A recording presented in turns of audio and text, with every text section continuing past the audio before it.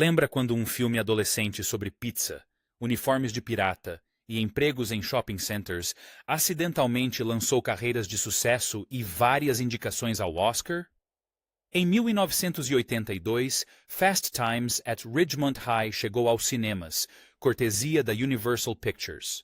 O que parecia ser apenas mais uma comédia adolescente ensolarada e para maiores de 18 anos se transformou em uma cápsula do tempo geracional.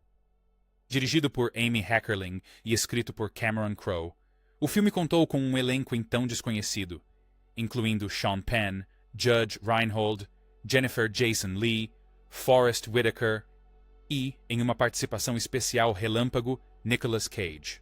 Na época, eram apenas um grupo de jovens passeando no shopping. Em retrospectiva, a turma de 82. Mas por trás das rodas cromadas, da destruição causada pelo Camaro e do plano de 5 pontos de Deone, há muita coisa estranha que a maioria de nós nunca soube. Hoje, vamos listar 15 fatos curiosos sobre picardias estudantis, Fast Times at Ridgemont High. E fique por aqui para o primeiro, porque envolve jornalismo investigativo, uma escola de verdade e o momento que fez este filme parecer muito real. Antes de começarmos, não se esqueça de curtir e se inscrever no canal para não acabar como o Brad Hamilton fritando comida de pirata. E conte para a gente nos comentários qual a primeira coisa que vem à sua mente quando alguém diz Fast Times. A turma de 82 do Oscar. O cara que se acertou na cabeça com um tênis acabaria ganhando 2 Oscars. Ninguém esperava por essa. Picardias estudantis. Fast Times at Ridgemont High era para ser uma comédia adolescente sobre hormônios, entrega de pizza e escolhas de vida questionáveis. No entanto, de alguma forma, serviu como trampolim para 3 futuros vencedores do Oscar. Sean Penn, também conhecido como Jeff Spicoli, pedia pizza para a turma do Sr. Han e transformava um surfista de pedra em um dos personagens mais citados da década. Desculpe o atraso. É que esse novo horário é totalmente confuso. Anos depois, Mystic River e Milk lhe renderiam 2 Oscars. Mas em 1982, ele era apenas o cara dos tênis xadrez. Forest Whitaker era Charles Jefferson, destruindo calmamente um time de futebol americano inteiro depois que seu Camaro foi batido. Ela está furiosa. Essa raiva contida já existia muito antes de O Último Rei da Escócia lhe render o ouro na categoria de melhor ator. E então temos Nicolas Cage aparecendo sem créditos ao fundo como um dos amigos de Brad. Mais tarde, ele disse que fez um teste para o papel de Brad, mas não conseguiu. Uma rejeição que parece quase poética, dada a carreira imprevisível que se seguiu, incluindo um Oscar por Despedida em Las Vegas. Este não era um drama de prestígio. Não era um queridinho do cinema independente passando de mão em mão no Festival de Sundance. Era um filme adolescente ambientado na praça de alimentação de um shopping. A maioria dos filmes como este lança bordões. Este lançou 3 carreiras premiadas com o Oscar. O rebelde do All-American Burger. Antes de Top Gun o transformar em um rebelde e negócios arriscados o fazerem deslizar de cueca pelo chão de madeira, Tom Cruise fez um teste para o papel de Brad em Fast Times at Ridgemont High.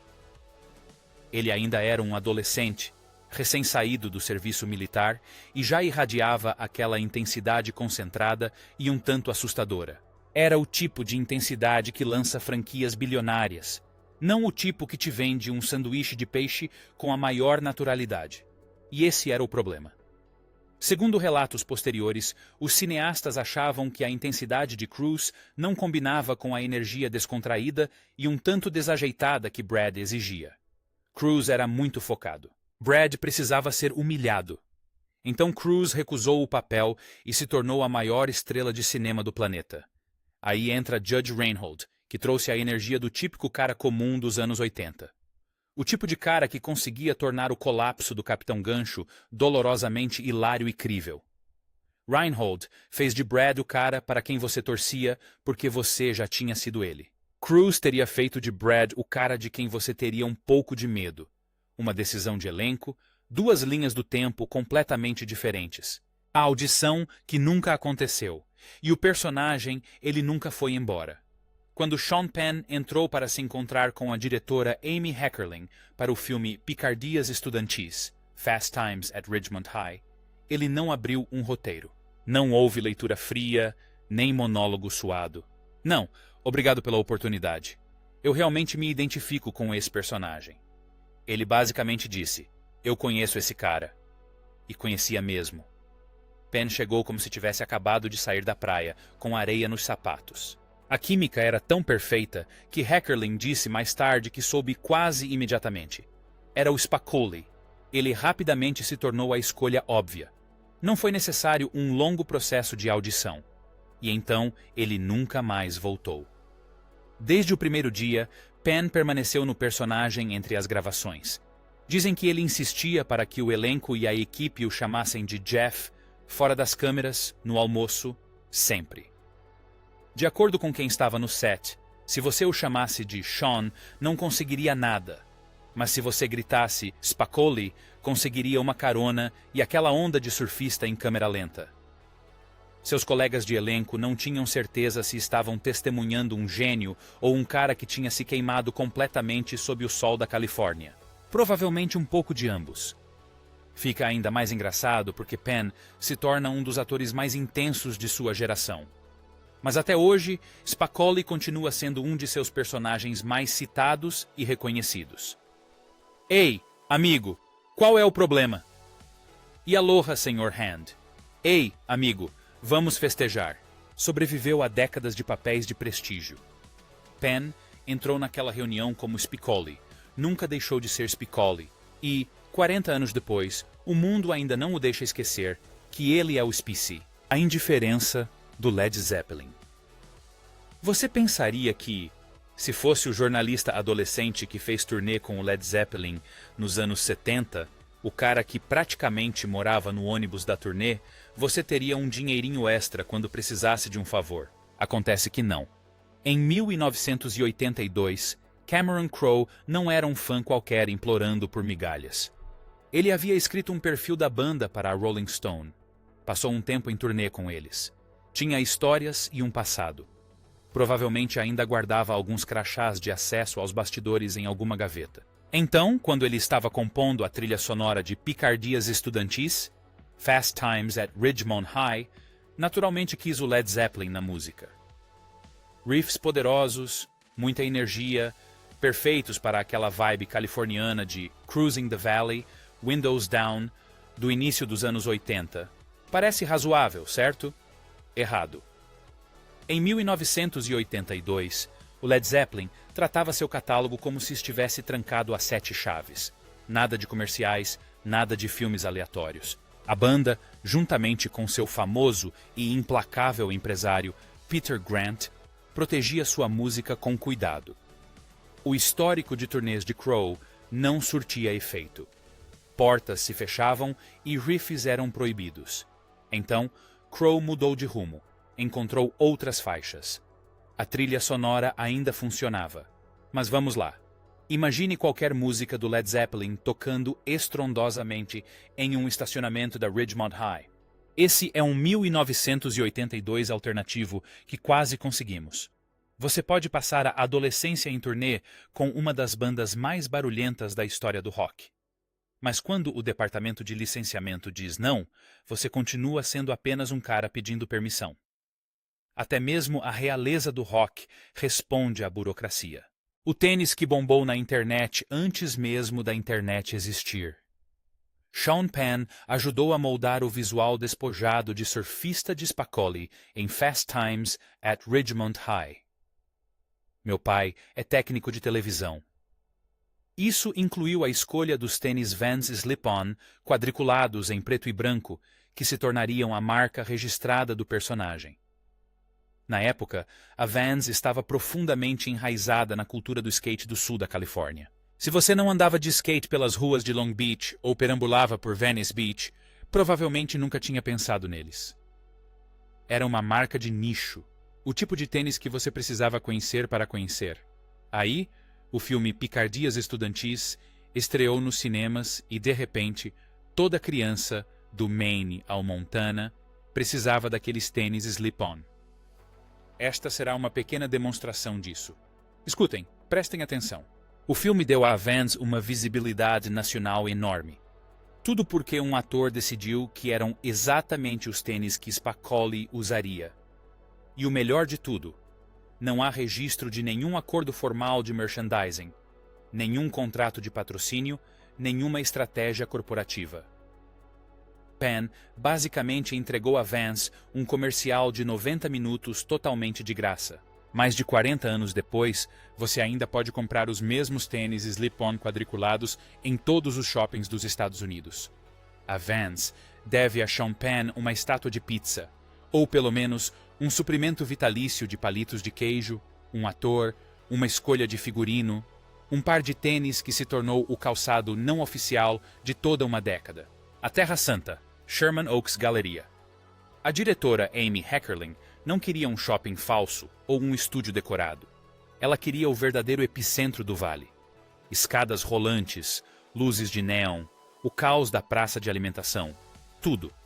Então, eles filmaram dentro da galeria de verdade, em pleno funcionamento. O que significa que alguns daqueles figurantes no fundo do vídeo podem ter sido frequentadores reais do shopping em 1982, genuinamente curiosos para saber o que estava acontecendo perto do Orange Julius. As cenas internas do All American Burger foram filmadas em um estúdio, não dentro da própria galeria. Mas as cenas externas e da área do shopping foram filmadas em locações reais, e a energia da galeria está presente em todas as cenas ambientadas ali. Os cenógrafos acertaram em cheio no visual, a ponto de a maioria de nós nunca ter questionado. De qualquer forma, a atmosfera parece autêntica porque a essência do shopping do filme era real. E depois de picardias estudantis, Fast Times, o Galeria se tornou o padrão de excelência. Todo filme adolescente almejava aquela energia vibrante e despreocupada da praça de alimentação.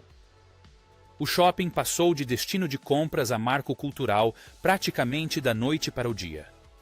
O Galeria original foi finalmente reformado em meados da década de 90. A galeria se foi. O Arcane se foi. O Orange Julius provavelmente custa uns $9 agora. Mas por 90 minutos, aquele shopping vive para sempre. E também a versão de nós que achava que ele era o centro do universo. A maior traição em termos de trilha sonora de 1982.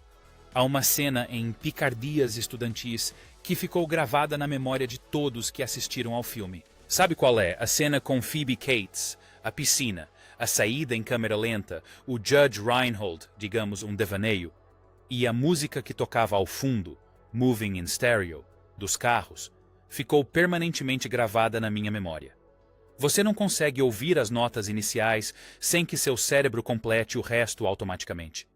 É uma das trilhas sonoras mais reconhecidas do cinema dos anos 80. Ponto final.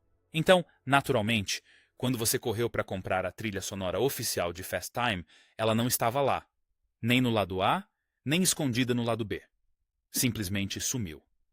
Devido a restrições de licenciamento, Moving in Stereo ficou de fora do lançamento oficial da trilha sonora de 1982, apesar de ser a música mais memorável de todo o filme. Se você a quisesse, tinha que comprar separadamente o álbum de estreia do carro, de 1978, que, para ser justo, é um disco recheado de faixas, então não era exatamente um sacrifício, mas a questão em si é ultrajante. O momento musical mais inesquecível do filme não entrou na trilha sonora. Você tinha uma única tarefa, Electra. Uma única tarefa. Totalmente ridículo. A verdade com cheiro de pepperoni. A cena da entrega de pizza em Picardias Estudantis é um dos momentos mais citados da comédia dos anos 80. Spicoli pede uma pizza inteira para a sala de aula do Sr. Han. O entregador entra, entrega a caixa no meio da palestra. Peça o sanduíche duplo de queijo e linguiça aqui, cara! Sem vergonha, sem hesitação, sem desculpas. E para alguns adolescentes do ensino médio, isso não era ficção. Antes do Uber Eats, alunos que queriam irritar o professor faziam exatamente a mesma coisa. A confiança absoluta de um adolescente que olhou para uma sala de aula cheia de gente e pensou: isso precisa de pepperoni.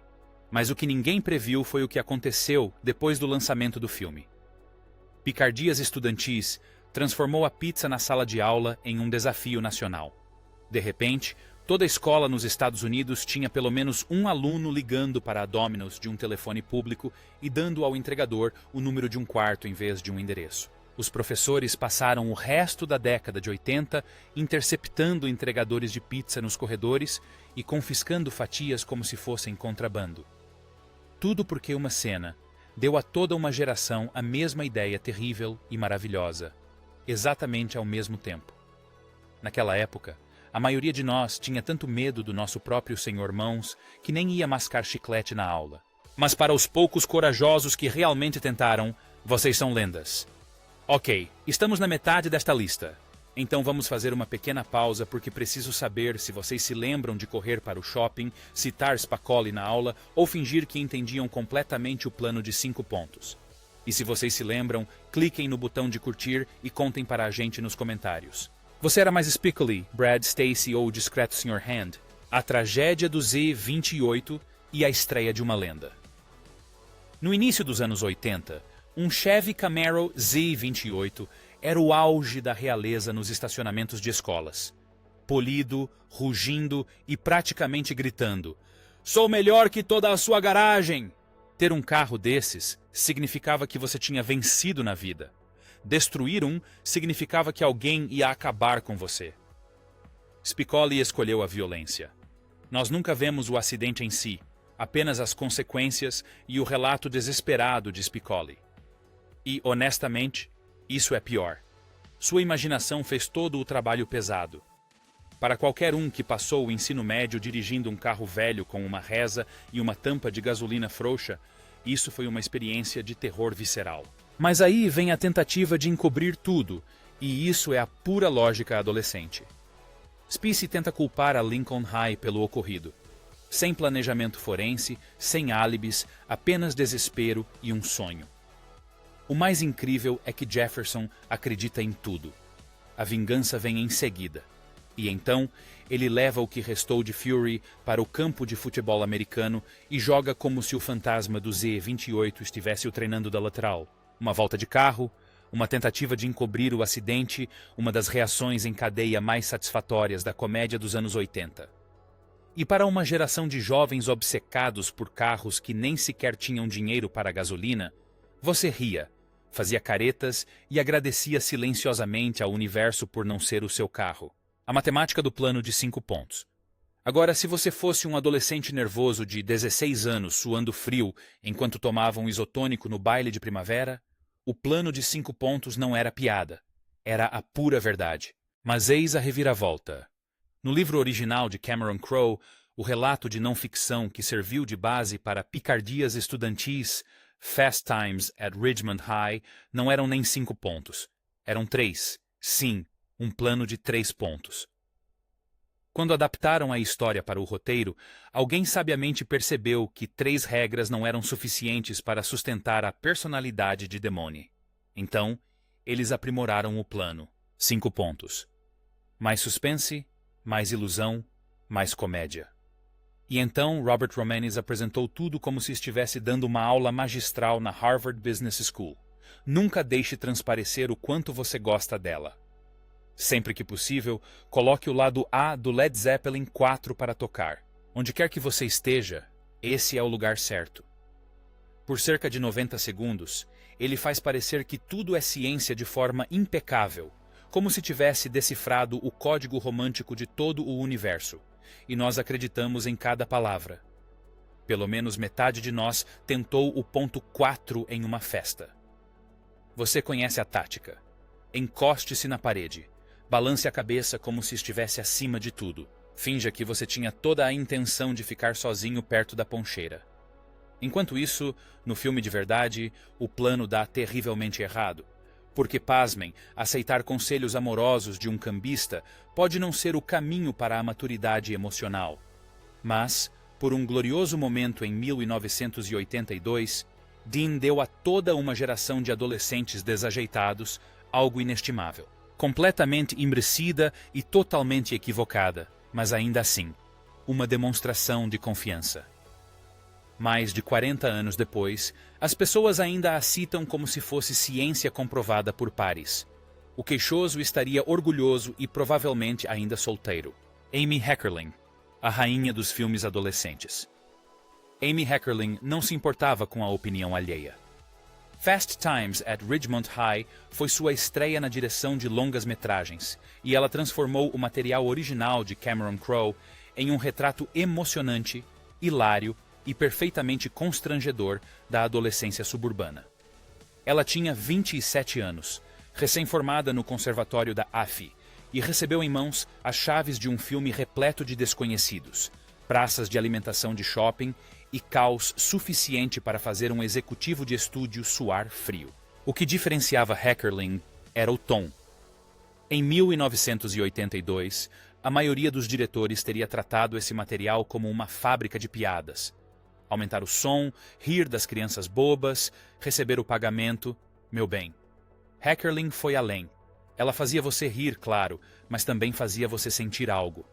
Os colapsos dos personagens são hilários, mas você sente pena do cara porque você já esteve no lugar dele. E esse equilíbrio, o humor sem a crueldade, é muito mais difícil do que parece.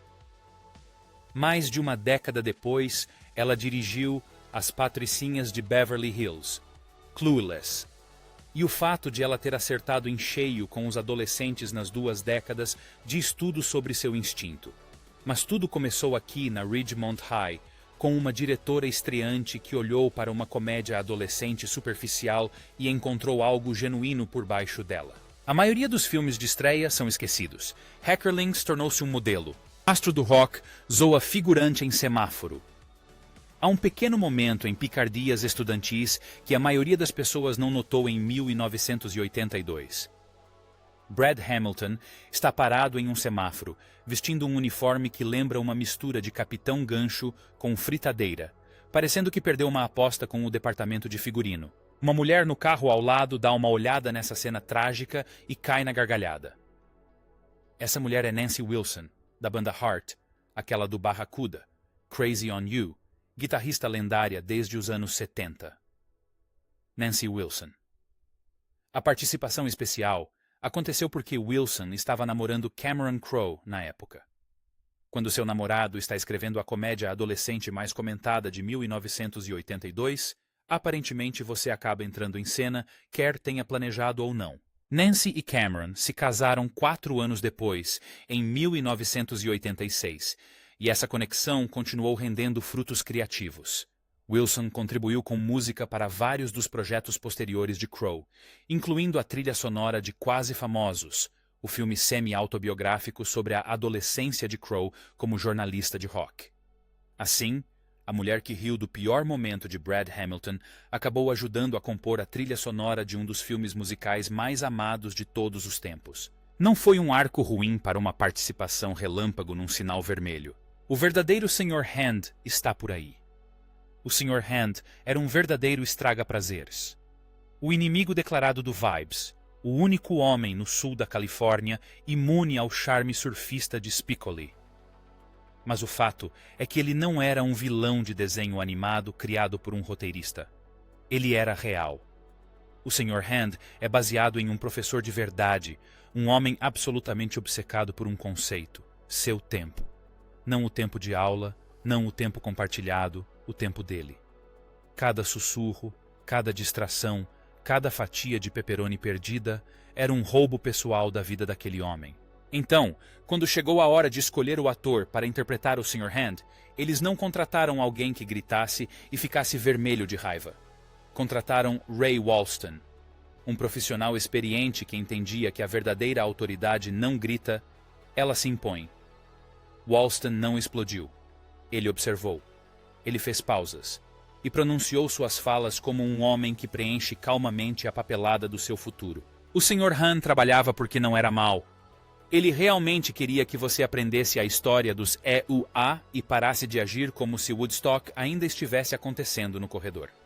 Aos 16 anos, porém, quando rasgou aqueles ingressos do show, parecia um crime federal. Olhando para trás, ele talvez fosse o único adulto no prédio pensando a longo prazo, mas em Ridgemont ele era o cara que nos lembrava que, Não importa o quão ensolarado o estacionamento parecesse, o mundo real ainda estava batendo o ponto. A aposta de 5 milhões de dólares. O plano da Universal para Fast Times at Ridgemont High era simples.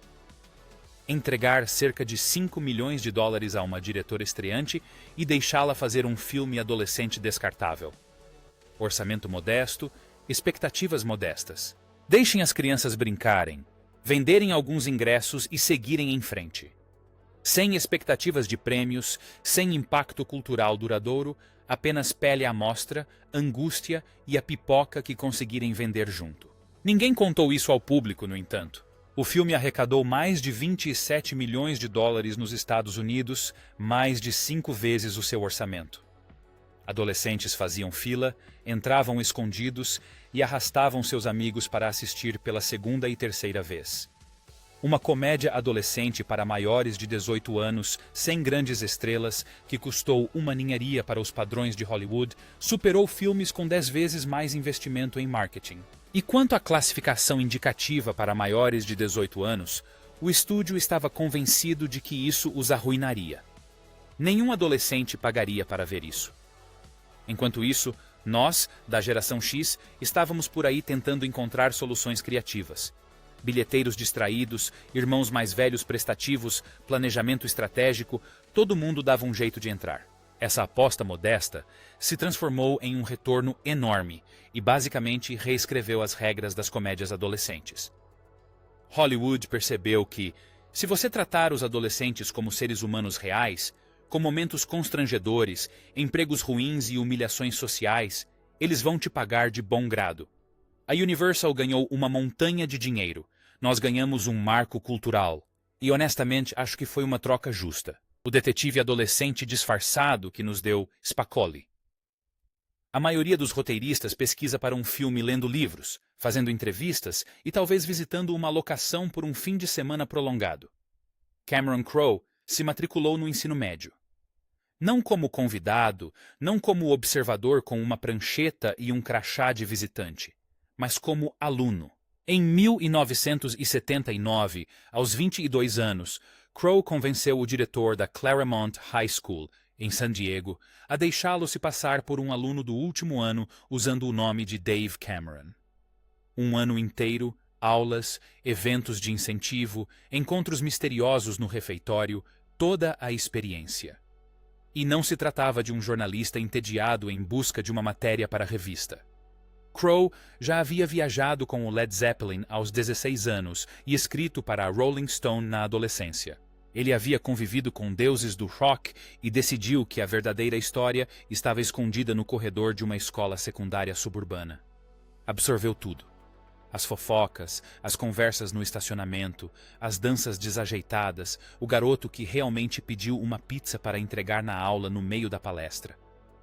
Cada momento anotado em notas de campo como um correspondente de guerra infiltrado na 10ª aula. É por isso que Fast Times at Ridgemont High não soa como adultos tentando adivinhar como adolescentes falam.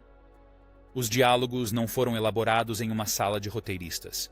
Eles foram inspirados por conversas reais em corredores reais, praças de alimentação reais e salas de aula reais. Quando o livro foi lançado, os alunos de Claremont finalmente perceberam o que havia acontecido. O garoto mais velho e quieto, que quase nunca falava na aula, vinha documentando tudo. Spicoli, o modelo de surfista desleixado para todos os personagens maconheiros do cinema desde então, inspirado em alunos reais que Crowe observou na Claremont High. Brad Hamilton, o santo padroeiro de todo adolescente que já passou por uma humilhação em um emprego de verão, foi tirado das anotações de Crowe sobre vários alunos com quem ele fez amizade.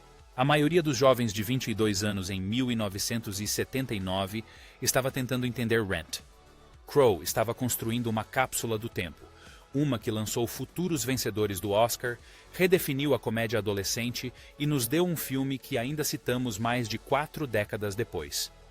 Tudo porque um cara levantou a mão em uma escola onde não deveria estar e disse: "Sim, eu sou Dave, sou novo aqui." E pronto. De jornalismo investigativo a atores vencedores do Oscar que começaram pedindo pizza na aula, Fast Times at Ridgemont High foi muito mais do que uma comédia adolescente.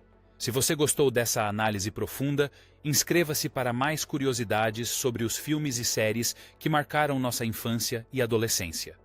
E lembre-se, não importa o quão ensolarado pareça o estacionamento, sempre tem alguém cronometrando seu tempo. Obrigado por assistir. Este é o Remember When, e nos vemos no próximo vídeo.